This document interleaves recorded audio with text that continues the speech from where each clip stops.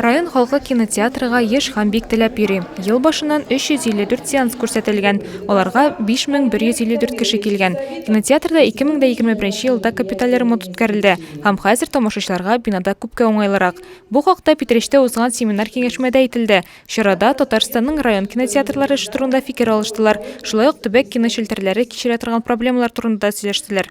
Наверное, привыкли жить в немножко таком состоянии всегда дефицита контента. Вот я знаю, что до 5 лет назад практически еще не было того контента, который у вас сегодня есть. Да? Мы сделали все, чтобы привлечь все новинки в наши кинотеатры благодаря разным дистрибьюторам. Февральдан кинотеатрларда билетларны Пушкин картасы буенча сатып алырга мөмкин булды. Питрәштә бу чорда 14 яшьтән 22 яшькә кадәрге 856 кеше булган. Бу чарада ветераннар да игътибардан читтә калмады. Аларны район башлыгының рәхмәт хатлары белән бүләкләделәр.